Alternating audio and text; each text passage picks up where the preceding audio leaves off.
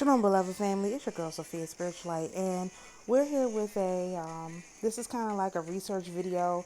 I just want to take y'all through a few things that I have been putting together, and this is going to be another one of those unlisted videos. So I'll be sharing the link, and then I'll probably post a public video later. But I do want to get this information out to the people who are kind of following this stuff with me. So first, let's start. We're going to be kind of all over the place, but we're going to start with. Actually, I started with this picture, but I want to look at another picture.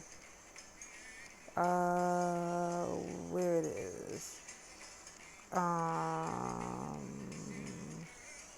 Let's start with this right here. Okay, so yesterday, one of the things that they reported was that this particular mountain, Mount Washington, had actually reached this super low wind temperature, right? And so, let me see if I can find it on my Twitter feed so y'all can see. I thought I saved it, but I guess not. Let me see. Let's see. Let's see. I got distracted a little bit by this trash stuff that everybody is talking about. Well, not everybody, but some people are discussing. I got distracted a little bit. A little bit. A little bit. Oh, I guess maybe I didn't retweet it because of the person who posted it. Anyway, long story short, let me see if I just type in Mount Washington. No, don't search my tweets. Search all tweets. And Mount Washington. Here we go. So here we go. Mount Washington Observatory in New Hampshire just recorded its coldest ever wind chill of negative 104. 1 and 4 is 5, of course. 7 and 6 is 13. So you know what to do with those two, right? And then actually this is one more like the one that I saw, negative 108. The 108 would have caught my attention because that's 9 and that's my number. All right. So I went and looked up Mount Washington. Here's just what Google says. Mount Washington is the highest peak in the northeastern United States at 6,228 feet. Wait a minute. That's 6,228 immediately jumped out to me. I was like, oh, that's 888. Okay, I'll tell you what that means in a minute.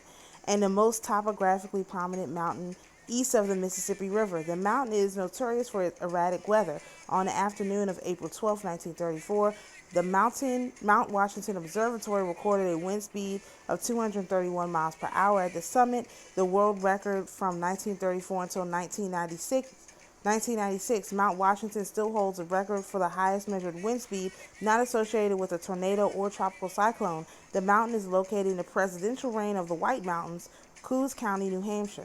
The mountain is in several unincorporated townships, with the summit in the township of Sergeant's Purchase.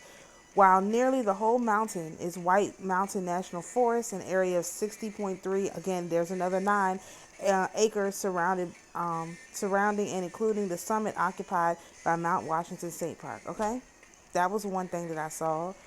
Then the next thing that I saw was, here we go. This is from the New Hampshire State Park website, and it says in 1841, 8 and 2 is 10, and 4 is 14, so you get another 5. One of many Mount Washington trips for Thoreau, who knew of the mountain's previous name of Agiochochuk, a Native American word loosely translating to home of the Great Spirit. Other names for the mountain have included Wambiket Methna, loosely translating to mountain of the snowy forehead, Sugarloaf, and Crystal Hill, although likely renamed to Mount Washington in 1748. The name Mount Washington was first used in 1792, okay? And they had a quote about this Thoreau guy. All right, so here's another. This is from Armchair Mountaineer. History of Mount Washington.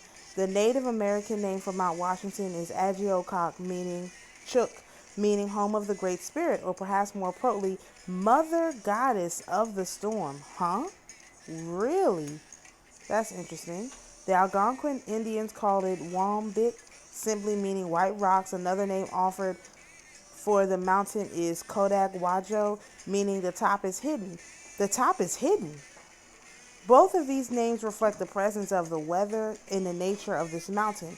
Mount Washington, as we know it, is named after first U.S. President George Washington, though the exact date of this name is unclear. Mount Washington is the meteorological record books. One of the highest wind velocities ever recorded was out of the summit on 12 April 1934, 372 kilomiles per hour or 231 miles per hour, which is 6. All right. 9, 10, 11, 12. So we got a 3 and a 6 there. Interesting. It is one of the fastest, as remote sensors on Barrow Island clocked at 407 or 253 during Typhoon Olivia. Okay. I found I downloaded something about. Okay, I didn't. Let's go over to Pinterest real quick, and I'll show y'all what I found on 888. There we go.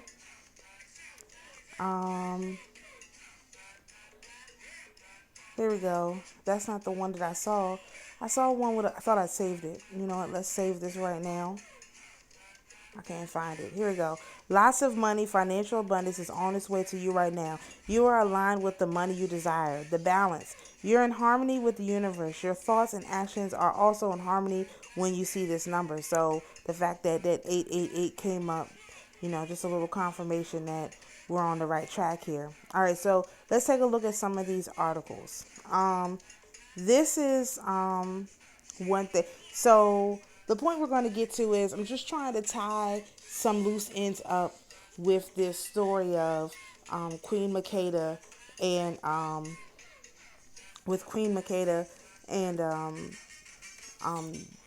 David, son of Solomon, and her kingdom and her rule, right? Because as I discussed in the last video, 9 times out of 10, she was actually a Sibyl, that has been said, and then she made her son the king. All right. So let's read this. This is about Mount Washington. There you can see a picture right there. And it says Dakwaj or Kadawaj, Mount Washington seen above. Mount Washington's Algonquin Native American name is Gaitdajwo or Dakwaj, hidden mountain always in the clouds. Hidden mountain always in the clouds, okay? It could have also been known as Agiochook, home of the Great Spirit or Mother Goddess of the Storm, or Wambuk, or White Rocks. Mount Washington is the largest mountain in New Hampshire and falls in the northern third of the Appalachian Mountain Range in a section called the Presidential Range. The first European ascent of the mountain was performed in June of 1642 by Darby Field, accompanied by 2 Native American guides. It is said that Field wanted to prove to the local Abenaki chief, Passaconaway, that he was not subject to the same rules as indigenous people who did not climb the summit of the mountain, believed to be the realm of divine powers. By climbing the mountain, Field dismissed these indigenous beliefs and assisted in the colonists' northern expansion. Mount Passaconaway probably had a real descriptive place for Native Americans. All right, so we're not going to talk about Mount Castle. We're just sitting with this one right here. All right, so let's take a look at, let me see if I still have it open.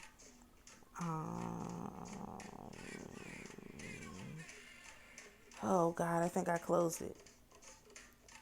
Y'all, I think I closed it, so we're probably gonna have to go do this the hard way.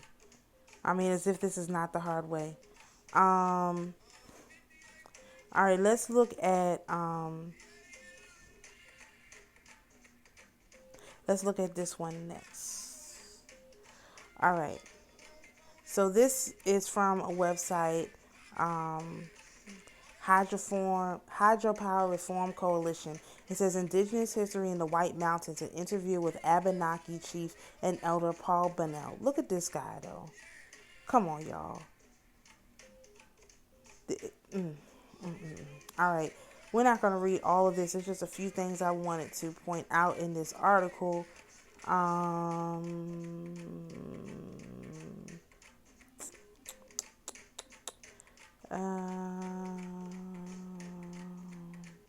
okay, so this says, where's the Abenaki tribe today? Our traditional homeland before the states, countries is Quebec, the Canadian Maritimes, northern Massachusetts, New Hampshire, Vermont, and Maine. Of course, we're spread out all around the country now because of the economy. You got to go. Let's see. Basically. All right. In older times, yes, this is answering a question about climbing a mountain. There were areas that they tried to keep European settlers out of. Hunting in those sacred areas back then was taboo. That's where the food was. That's where the heritage and ancient legends of our beginnings were. One of our stories is that we come from the ash tree. So the ash tree is very sacred for us. We descended from the ash tree, okay? Is it taboo to climb the mountains today? Here we go. Mount Washington has a couple of names. Gaydajwo is one of them. It means hidden mountain. That's because the clouds that are always over it. It's so high and cold that it usually has clouds over it. Agio Chochuk means the home of the Great Spirit, and that's the Abenaki name that they use today. Okay. Then it tells you about if they're reserved watch or not, right? All right, so let's keep going. We're going to, oh goodness, let's go here to this article, right? This is a short article about native languages. All right.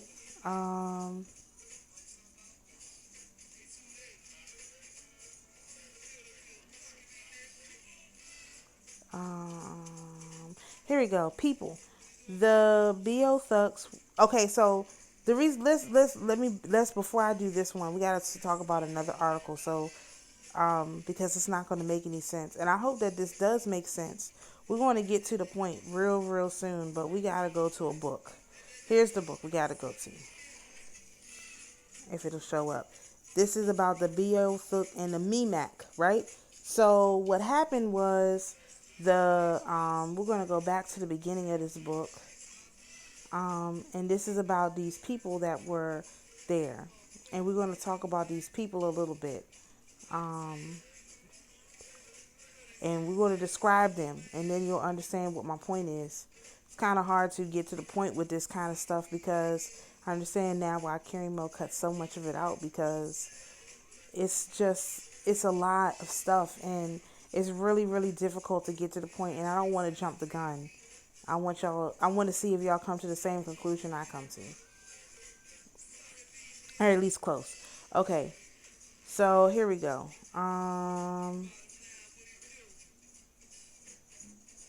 Really? Oh my goodness.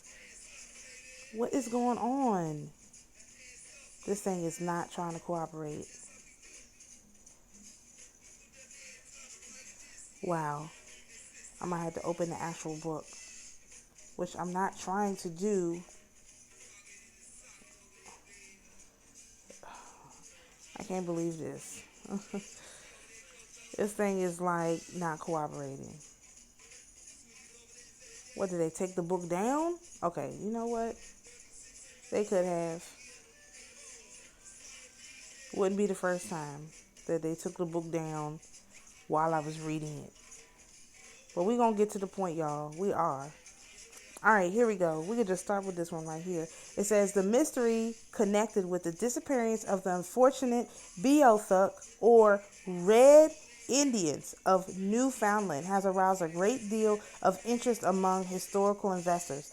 Now, they call it investigators, okay? They call these people the Red Indians. And the reason why they go together, let's look at this history of the, this is what I was trying to get to.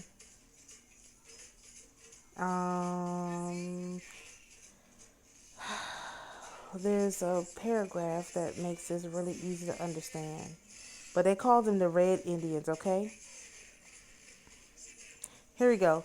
Let's read this last paragraph. The fame of the Beothuk seemed to have reached regions quite distant from Newfoundland in Indian times, as far west as the Penobscot of Maine. The tribe of Red Indians, who were said to have dyed their skins red, is known by tradition as, so a word I'm not going to try to pronounce. Some informants apply this name to the Montagnes of southern Labrador, while others employ it to designate a people further to the east, which makes it possible that they refer to a people in Newfoundland. Again, they talk about who these people were. There's another paragraph that talks about how these people started to fight with the other people.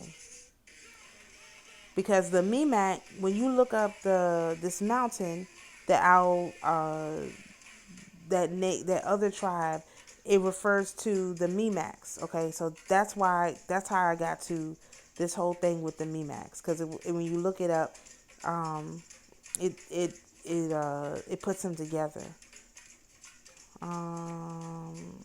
What we're looking for is a paragraph or two that I saw about.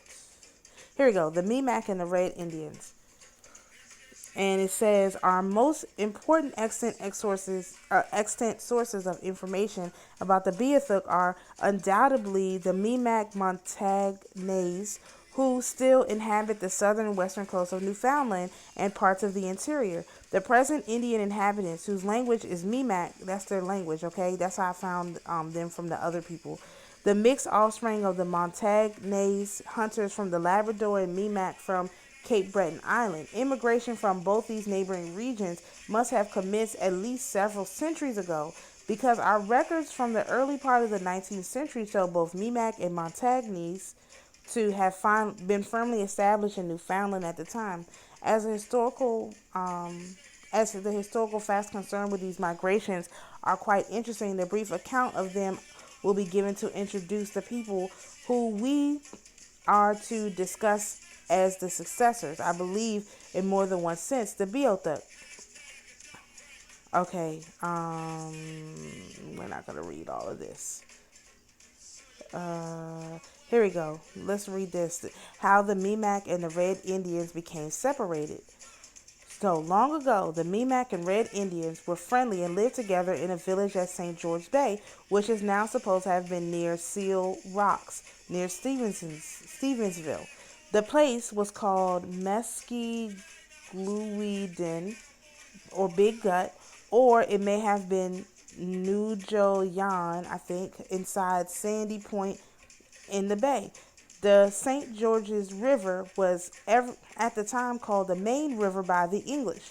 Everything went well between the two tribes. They used to have a large canoe at a village in which people could cross over the bay. One time during the winter, a Mi'kmaq boy killed a black weasel. As it was wintertime, the weasel should, of course, have been white. The occurrence was taken as an omen of misfortune, because the boy should not have killed a black weasel in wintertime, the animal not being in its proper hue. On account of the violation of the taboo, quarrel rose between boys who were at the time gathered near the big canoe already mentioned. The Mi'kmaq boy struck and killed the Red Indian boy and left him there. Soon the Red Indian boy was missed by his people, and after searching for several days, they found his body lying near the big canoe. When they examined the wounds, the Red Indians concluded that the boy had been murdered. They accused the Mi'kmaq of doing the deed, and in a few days, feeling became so intense that a fight ensued, which the Red Indians were beaten and driven out. They retreated into the interior, and being separated from contact with the outside world, drifted into barbarism and became wilder. They always shunned the Mi'kmaq, who were soon after obtained firearms, although they never persecuted the Red Indians, were thenceforth objects of terror to them. In a few generations of those two tribes who were able to converse together died out, and there was no way left for them to come together. So, living in fear of each other, yet avoiding clashes, the Mi'kmaq continued to live at Bay, St. George, and the Red Indians kept to the interior. Now, they want to just discount this whole story because we can hardly give such. But if somebody attacked you, if somebody killed one of your people and then proceeded to attack you, would you stay or would you just leave? Would you just say, you know what, living on this island is a little bit too small because Newfoundland is an island, right? You would probably just say, let me just take my tail somewhere else, okay? All right. The next article we're going to look at, let's see what this one is talking about. I gotta get back to. Okay, so this is their creation story, the Abenaki creation story. Okay, so just listen to this and look at their Abenaki flag. Right, look like some people who may have quote unquote worshipped the sun. All right. The Abenaki united with other tribes in the 17th century for mutual protection against the Iroquois Confederacy. This became a larger group known as the Wabanaki Confederacy. The name Abenaki comes from the word meaning dawn land people or people from the east. Okay, if they're the people from the east, does it sound like they're from here? I mean, I'm just trying to figure out why would they call themselves the people from the east, which means that they weren't from here, okay? The story, when the creator made the world, this is their creation story.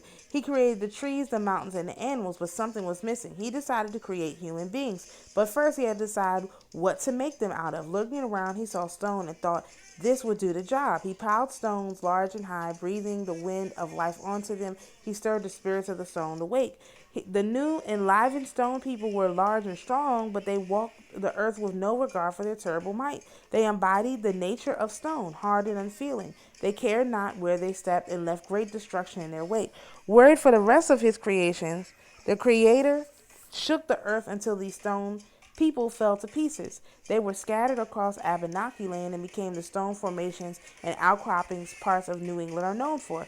Hello, the granite state. So they'd say that face looks like a man, right?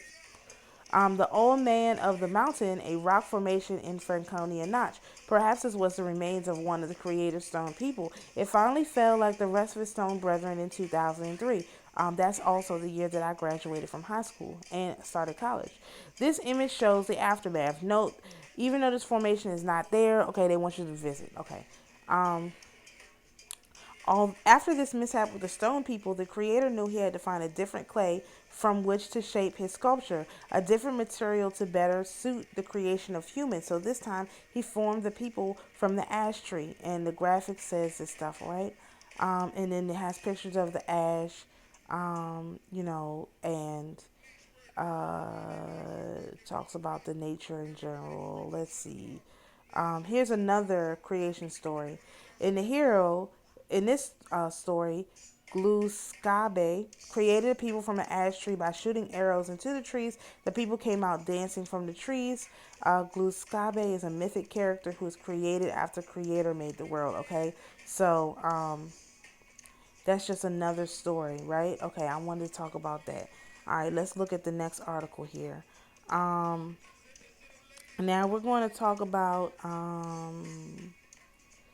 here's some things to know. This is how another one of the pieces. I'm not going to read all the stuff on here, but I just want to talk about a few of these things in this part. Let's see. All right, this is where I finally figured it out. Look how beautiful this mountain is, all right? This Italian explorer was the first European to see Mount Washington. He noted seeing high interior mountains from the coast as he sailed north in 1524. The first recorded ascent, we already talked about that. Showman extraordinaire P.T. Barnum gave his highest praise to the carnival of delights offered by Mount Washington with its railway to the moon, amazing views, and death-defying inhabitants. After a trip to the top, he declared the second greatest show on earth. This is where I found the name. Beothuk is a Native American name for Mount Washington. Today, there aren't many places you'll find the name except for the one. One exception is a crag located about 500 feet from the summit on Nelson Craig Trail near the Auto Road. A hiker named, it didn't have a name and it gave it Beothuk Cave, okay?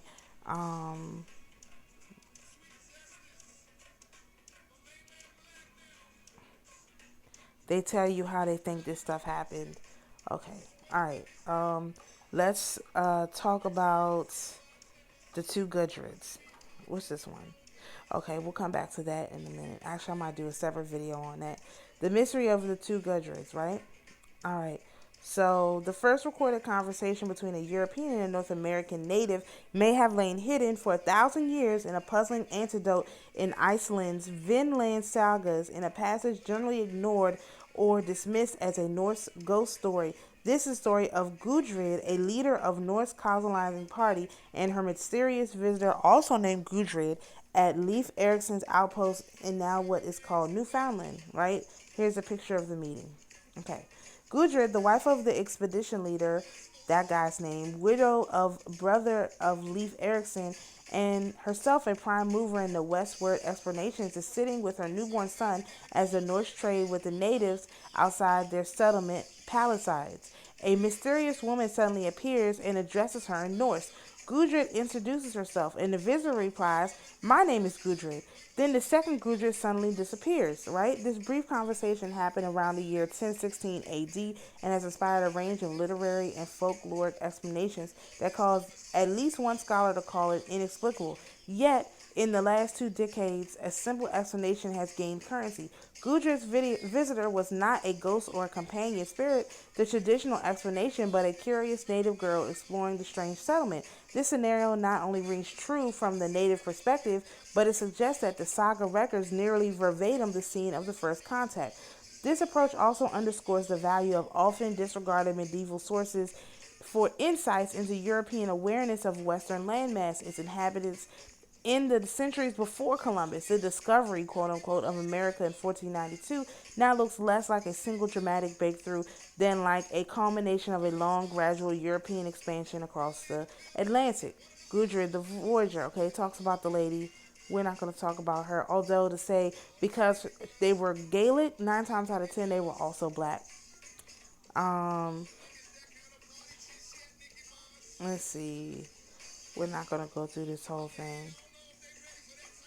All right, here's the story. A shadow fell across the doorway, and a woman entered, rather short in stature, wearing a close fitting tunic with a shawl over her head and light red brown hair. She was pale and had eyes so large that eyes of such size had never been seen in a human head. She came to where Gudrid was sitting and spoke. "What's your name?" she said. "My name is Gudrid. What is yours?" "My name is Gudrid," said the other woman. Gudrid, Carol Svaney's wife, then motioned to her with her hand to sit down beside her, but just as she did so, a great crash was heard and the woman disappeared. The trading session outside had ended badly as one of the natives had tried to take a Norse weapon and been killed. Only Gudrid had seen the woman. Up to the turn of this millennium, the visit was generally dismissed as a supernatural or ghost story from the strange new land. How else could the woman converse in Norse and her name give her name as Gudrid?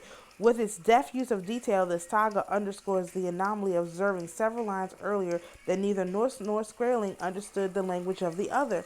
But the explanation emerged in 1999 at a conference in Reykjavik on the millennium of, okay, I can't pronounce this people's name.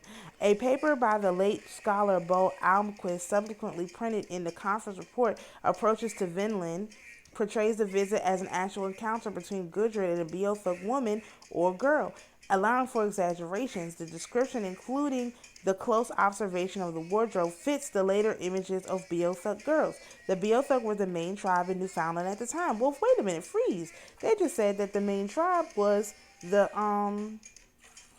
those other people. What are they called? The Micmacs. So this is saying that they weren't the main tribe. This is saying that the Beothuk were the main tribe. So if they were the main tribe, would they have just retreated quietly to the interior, or would have just left altogether? They had enough people. Let's just leave and go somewhere else. Okay? The Beothuk were the main tribe in Newfoundland at the time, later supplanted by the Micmac. Okay? Although adult clothing was considerably different, young girls appeared to wear close-fitting shirts or shawls around their torsos. An early 19th century drawing by one of the last surviving Beothuks, this person's name, or Nancy April, shows a girl wearing a ceremonial outfit, the tail of which could easily be flipped over her head. The reddish-brown hair could be explained by the red ochre the Beothuk used for decoration. The saga's earlier description of the Skrillex emphasizes their large eyes. The difficulty, of course, is the conversation itself. How could the girl have initiated with a question in Old Norse? If we slightly alter the sequence, all of a sudden we have a plausible scenario. If the later writer of the saga had the girl speak first, or even if Gudrid interpreted something the girl said as a friendly question, we have the encounter beginning with the Norse woman who knew how to behave among strangers, saying in a friendly tone, "My name is Gudrid." The native girl then repeats the sentence. We suddenly have left the spectral arena and have exchanged that rings true as a transcript. A feature of first contact noted by other Europeans was the ability of American natives to mimic their speech. Excuse me? Like the Micmacs, they could mimic. I'm sorry. This stuff is ridiculous, man. Anyway, even long sentences could be repeated verbatim with perfect accents. When Bartholomew Gosnold visited now what is now Martha's Vineyard in 1602, John Breton, one of his crew, was astonished at how quickly an Indian friend learned to mimic or micmac his statement. "Now, sirrah, are you so saucy with my tobacco?" Okay, so here you have explanation of the term knick-knack. You have this description of the Beothuk woman or girl or whatever, and you also have something that you can put your teeth in, right? Okay, so let's talk about before we go to, I want to make sure we got everything from over here. There's more stuff I want to talk about, but it's kind of, I don't want it to be so obscure that nobody can follow along. So this book is called Micmac and Medicine. Micmac, Magic, and Medicine, okay? I just want to bring from here.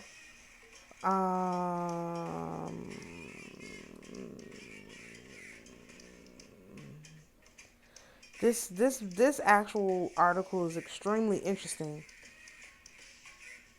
Here we go. Let's learn how the magic may be obtained. So far as I've heard, magic power may be obtained in three ways. It may be imparted by the little people, or the gnomes, as already mentioned, or by the discovery of a certain mystic herb, of which more hereafter. But generally, when a Micmac wishes to gain this power, he must, while keeping his object a secret, go into the woods alone and dwell there. His camp must be constructed to shelter two, and in all his equipment he must likewise provide for two. Even at his meals he must set apart an equal share for an expected visitor. At length he will find his food already cooked upon his return to camp. Soon after he will begin to observe a faint and shadowy being flitting in and out of his wigwam. Gradually he will see this is more and more clearly until it grows plainly visible to any man. The two will become friends and companions, and the Micmac will receive the gift of magic power. Thenceforth he can understand the language of animals. Oh, you mean Micmac? Mimic? I'm sorry. Anyway, and converse with them. He can assume any shape, any shape of beast, bird, or fish.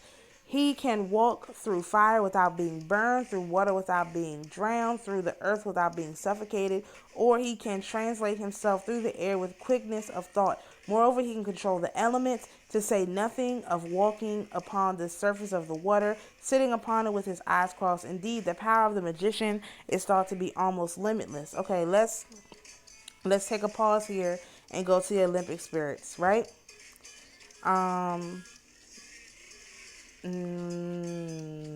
Let's see. Now, you should have known that this was going to come back to the Olympic spirits because that's what we're doing right here. They talk about something. I think it was number 5. Let me see. We're going to find this. I think it was number 5.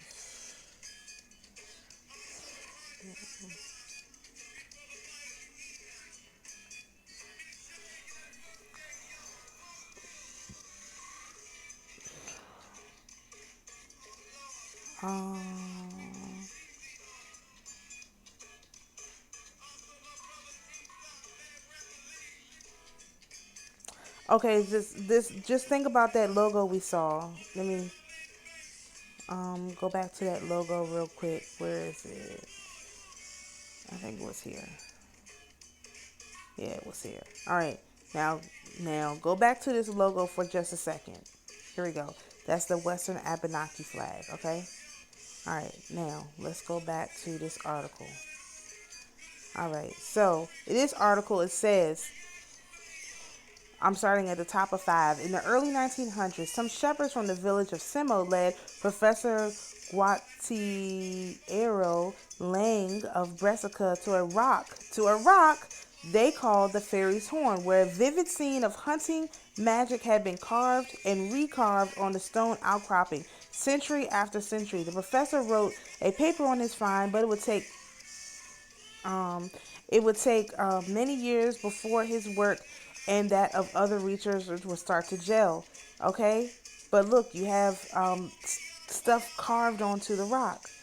All right, so let me see. By the late 60s, the subject faded again, and enthusiasts thwarted by the mute, unintelligibility of the pictographs. This is unfortunate because pictoglyphs have important things to tell us about the dawn of civilization. The earliest images from the late Neolithic, about 3000 BC. These early images are mostly sun disk. These early images are mostly sun disks with labyrinths geometric designs. Some of these shown with worshiping figures, but most in isolated splendor. Okay, the archaeologist knows the culture of that carved these images as the Uniatists after a field in Prague, dodged a hijack. This culture congealed from the economic pressures of the amber trade. Carmonica Valley in the foothills of the Alps appear to have been their holy place. The foothills of the Alps, okay? Now, which Alps? Are we talking about the Alps in New Hampshire? Are we talking about Washington State? Are you talking about Switzerland? What are you talking about? Because we just seen a mountain. If you look at the picture of this mountain, not to keep going back, but if you look at the picture of this mountain, this look like it could be in the Alps or something like that. I'm not really a connoisseur of that kind of stuff, but how different would it be? Okay, so and you can see in these pictures. Okay,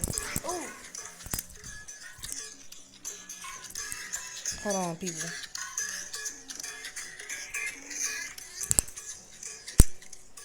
Actually, I'm gonna come back with a part 2. Shalom, everyone.